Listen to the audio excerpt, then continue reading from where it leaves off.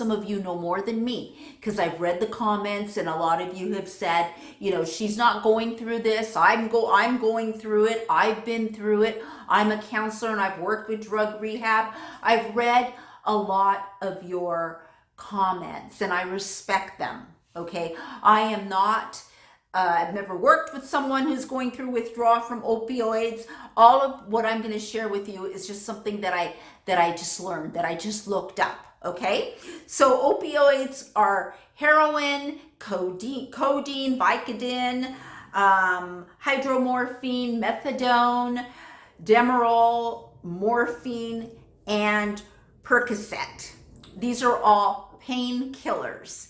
And when you start taking these, they're very physically addictive. And then your body needs more and more to have that same level of being able to keep the pain away and being able to feel good. Many others have had opioid overdoses for this exact reason, which is they've gone through withdrawals, they've gone through detoxing, and they relapse, get back into the drug, and think that they can just start up with the same dosage that they were. Trisha, if you're going to relapse and you're going to go back to taking Percocet, that you start by taking an eighth of a pill or a fourth of a pill, if that's what you're going to do, because if you go and you take a pill or whatever it is that you were taking, you will overdose. And I don't think that that is something that you want to do. How long it takes to actually get physically dependent varies from person to person. So it really does begin with your psychological makeup in the first place. You know, are you taking illicit drugs? Trisha, you mentioned, and I understand that a lot of viewers have said that you just have a cold, that you have the flu, that you're, you know, just like milking it and just saying that it's opioid addictions. Because the reason they're saying this is because a lot of things that you've said contradict each other. And, you know, many people feel like you know what you're doing and you know what you're saying. And, you know, I tend to try to give you the benefit of the doubt. And when you say you don't remember, people get upset with me and say, what do you mean she doesn't remember? You know, like you're doing all this on purpose. To me, it doesn't matter. I don't care if you're doing it on purpose. If you're not doing it on purpose, I don't care if you're really going through whatever, you know, opioid withdrawals or you really got the flu. I recognize your pain, and I'm going to assume in this video that you are going through opioid withdrawals, and that you're detoxing, because that is the way to go to try to help you, right? And so you, Trisha, mentioned that you had not been drinking for a year, and alcohol is a drug. And then, you know, a lot of times when you were with Jason and you made the videos for a whole year, you drank a lot. That's what you guys did. You guys, every time you went on a trip, you were drinking alcohol. A lot of the arguments that you got into, you were drinking alcohol. In addition to that, I understand from your video that towards the end when you guys broke up, that you really went and started doing illicit drugs. That's exactly what you said. Now, these illicit drugs could have been heroin. She says that she's on Percocet for pain, and you know that it started when did she say, when she went to the hospital, or I don't know. She thought it was over when she went to the hospital, then her birthday happened, then something else happened. And when they finally stopped talking after about 3 or 4 months of being broken up, Jason kept talking to her every morning and night to try and make this a better experience, the breakup for her, a much better experience. And unfortunately, it may have made it worse, not because of Jason, but just because of Trisha, just because of who Trisha is. So I followed Trisha for many, many years. I've seen her, you know, get to rock bottom with other guys and cry, and it's never actually lasted this long, and it's never, to me, I've never seen it hit rock bottom. I do have to say that in one of her first books, I have both of her books, number 1 and number 2, which, you know what? I wanted to throw this out there as well. If you're still watching, I hope you are. Let me know in the comments below. I was thinking that I would start with her first book and start reading her book, and has even from the page 1 and read the whole thing, not in one video. You know, it'll take lots and lots of videos. But what I would like to do is read, because she's coming out with another book, right? So why not do all of her books, which are about her life, and as I'm reading these books and what she's, in her own words, what she's saying, we can talk about how it relates to present time, and how what she went through and what she said can relate to what is going on now, which really is a pivotal moment for her. Because when she gets out of this, when she comes out of this, you know, she has two choices. She can remain clean, or she can go back to where she is. She talks about how she talks to herself and says, Trisha, you can do it. You can be a better person. You can make better decisions. And she's talking about how that's what she wants to do. She's also talking, and I'm gonna put my notes down because I'm on a roll.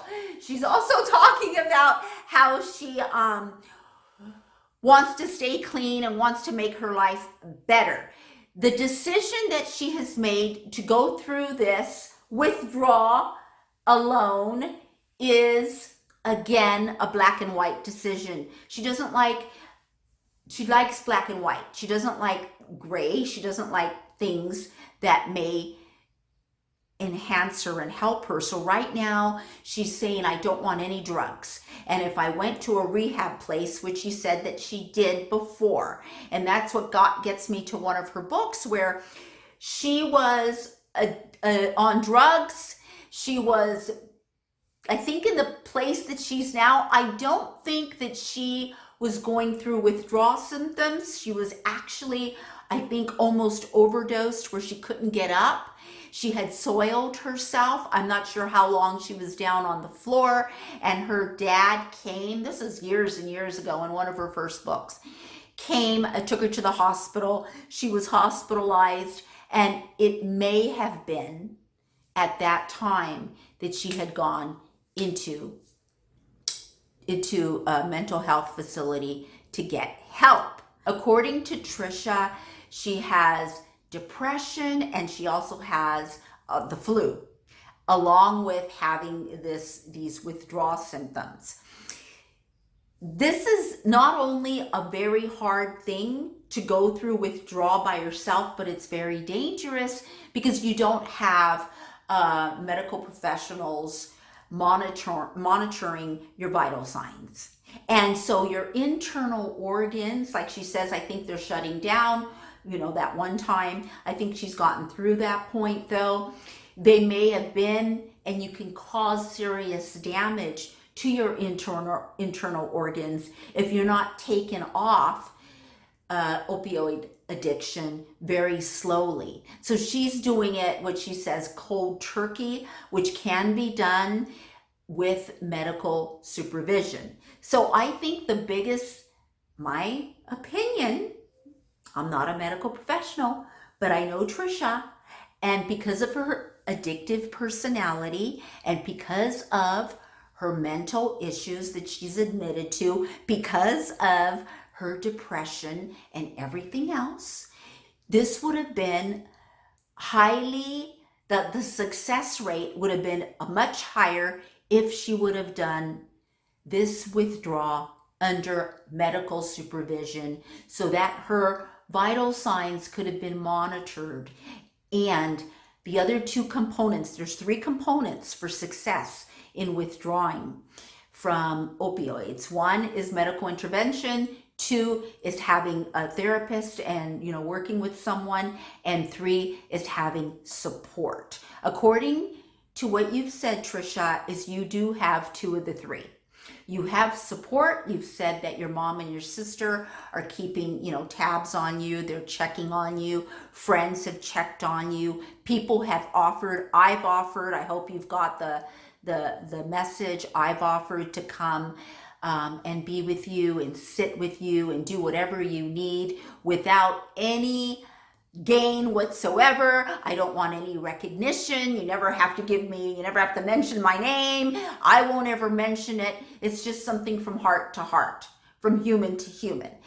I'm not a night person, so I do know that you said you need someone to sit with you at night and that Adam spent the night and all that. I'm not really a night person. If you're up at 2 or 3 in the morning, I may be able to do that for you once, but that's all I can do because I'm a day person. So if you need me to come over during the day, I'm really right down the street in the valley. I can come to you. And if you really need me to come at night, I could probably do that one time and maybe spend the night and that's it. And I'll never talk about it because I'm telling you, I'm making it official. I'm not doing this for any gain whatsoever. I would only do it to try to be there to support you and to help you, because the way I have helped people in the past, not with withdrawals of any sort, but with depression, has been very effective. Let me just say this. One of the things that I would do, and I did tweet this to Trisha, is I would put I Love Lucy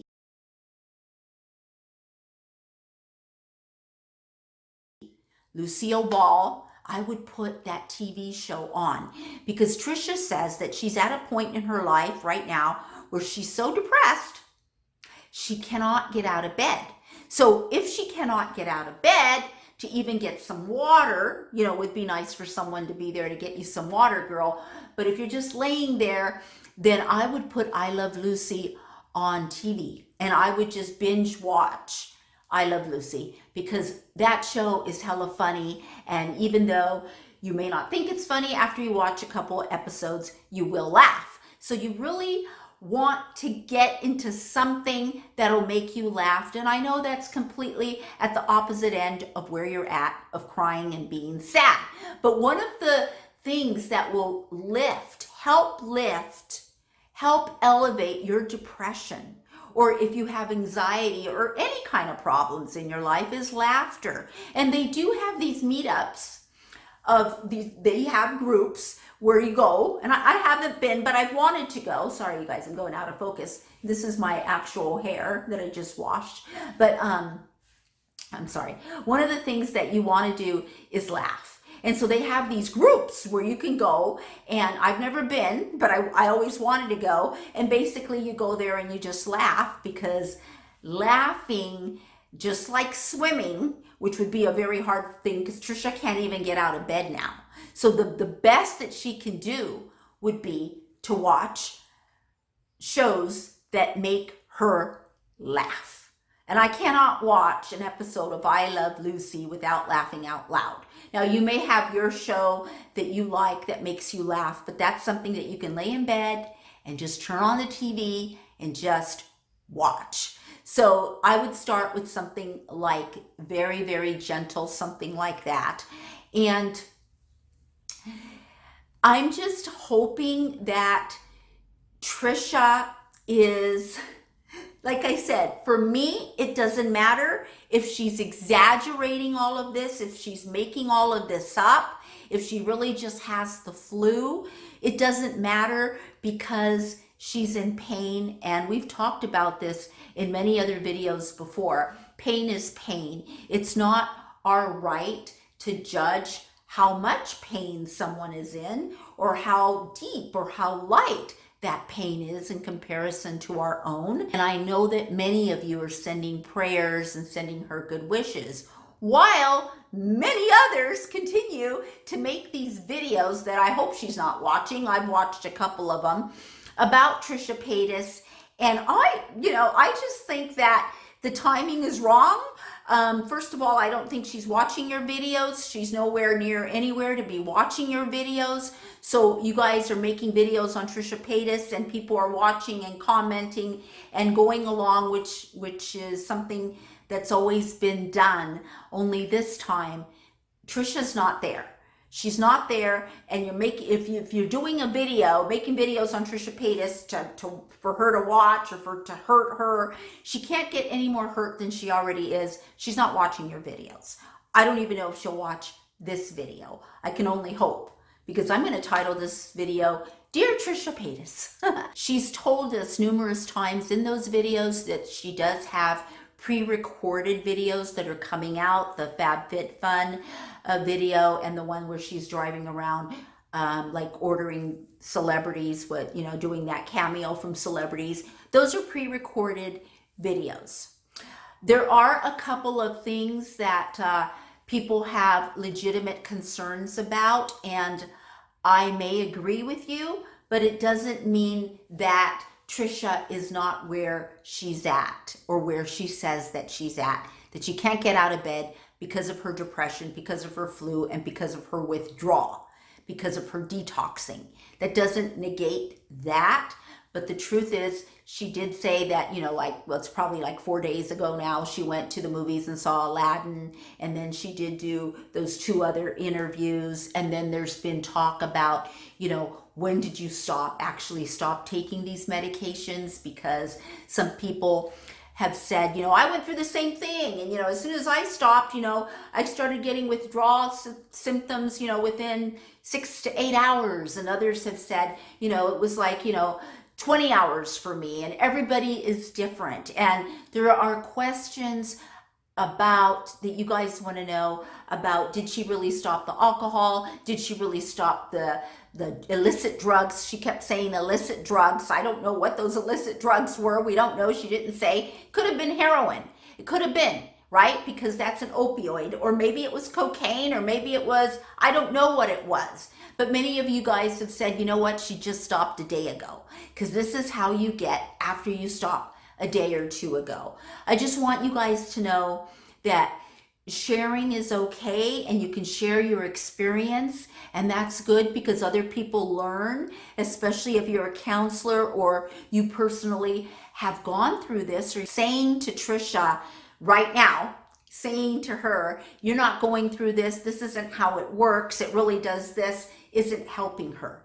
So the reason I'm making this video is to share with all of you that the only way that we can help her is just to hold a place, a healing energy for her. That's all you can do. Making these videos can make it worse if she were to see it.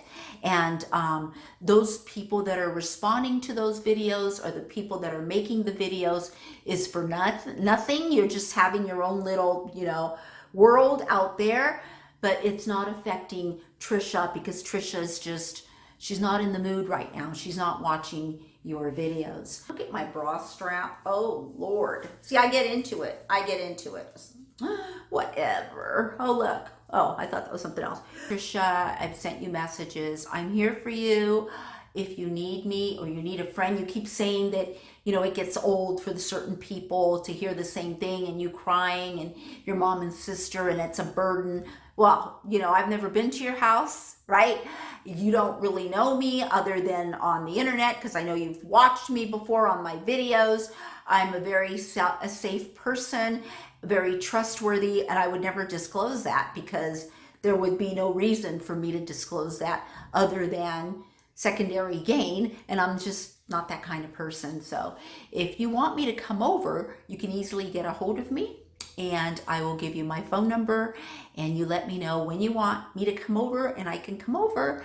And you know what? I can just hold time for you. I won't ask you a bunch of questions. I'm not going to try to interview you. I'm not going to try to do anything. I'll just, I don't know, maybe I'll cook you something to eat, something healthy, or I'll bring you some water, or I'll just be there and watch TV with you. Whatever you need, I'm here for you.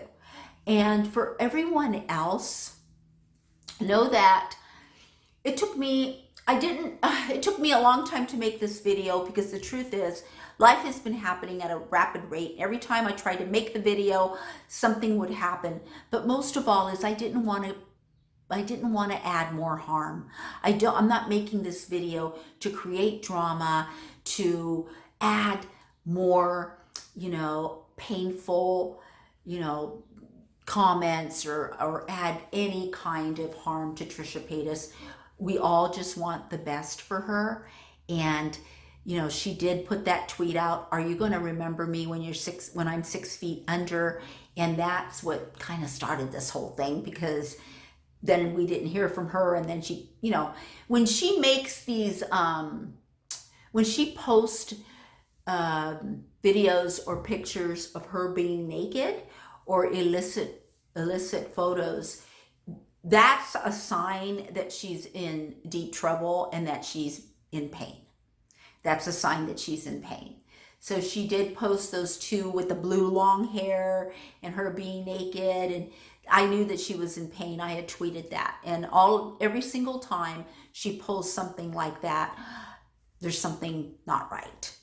Trisha, I know you're in a delicate place, and just know that there are so many people out here that are rooting for you. Do you know what this is like, Trisha? It's kind of like when you were in the Big Brother house, and you know how you were sequestered and you didn't know that you had so much support out here. When you came out, you go, oh my God, I had no idea I had so much support. If I knew I had that much support, you know, I may have stayed. It's the same thing. Right now you're sequestered in your own little world, but I want you to know that there are many people that are praying for you, many people that do not want to see anything happen to you, because you have a lot of people that love you and a lot of people that want you healthy.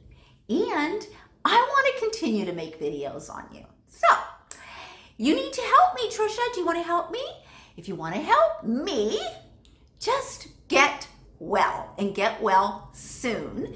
And if I can just give you one little tip about getting well, is just be as honest and as truthful as you can. And it's always okay. I used to exaggerate a lot as well. I can tell, that's another video about me exaggerating, but I can tell you when I grew up, the things that I did and why I exaggerated them for attention. And some of them are really actually funny. But do you want me to tell you a funny one right now, Trisha? Maybe it'll make you laugh. Okay. And maybe my friend will see this. One time I was at my girlfriend's house, and one of my best friends, okay, that I met in the 2nd grade, and her family would always have dinner, and I would be there at dinner time, but they never invited me. So it was really weird. We know this, but I would have to wait by myself in the living room, which was in the front of the house, while the whole family, including my friend, went to the kitchen to eat dinner, but I was never invited to eat with them. So I would have to sit there and wait until after dinner, until my friend finished dinner so she can come out and just hang with me. And this was probably maybe 14, 15, 16, maybe 17 even years old. I don't remember. I've known her for so long. Maybe I don't remember, 14 or 13, I don't know. And so one time I was sitting there and I was so bored, and I could hear the chatter and I could hear everyone laughing and having dinner. And I went to the front door and I banged on the door. I opened the door, their front door, and then I slammed it. I ran into the kitchen and told them that someone rang the doorbell and there was a man there with a knife. Now, I made the whole thing up. No one rang the doorbell. There was nobody there with a knife, but I went in there and I made that story up so that everyone got up. Everyone ran to the front of the house to look outside, and I'm looking at all the food, and I saw like something like maybe, I don't remember, but I saw something, like a roll, or it was something, and I picked something and I ate it. And then they all came back and they actually said that I made it up. They said, oh, you're lying. That didn't happen. You're a liar and all this. And I'm like, no, I'm not lying. That really happened. So that's what I did. That's one of the things I did. I did many things to exaggerate and extend circumstances to make them seem better, to make them seem worse, so that I can have some love and attention. And you know what? I just want to share that with you, Trisha, because one of the things that we are all hoping when you come back is that you come back and be more real. That's what everyone, those videos where you just talk and you're just yourself, those are the videos that everyone loves the most. And that's what we're looking forward to. Okay, so I hope you guys enjoyed this video, and just remember that if you know anyone that is going through withdrawals, from a drug addiction, remember that when they overdose and they cause themselves harm, it's usually right after going through a withdrawal. I gotta stop doing this, you guys. It's usually after going through a withdrawal and relapsing and thinking that they can go back to the same dosage that they were taking right before they decided to go and detox and go through withdrawal. And it may just be one pill, and that can be an overdose for you. I love you guys, and I hope you like this video, and I hope and pray that it has helped you, Trisha, and I'm here for you.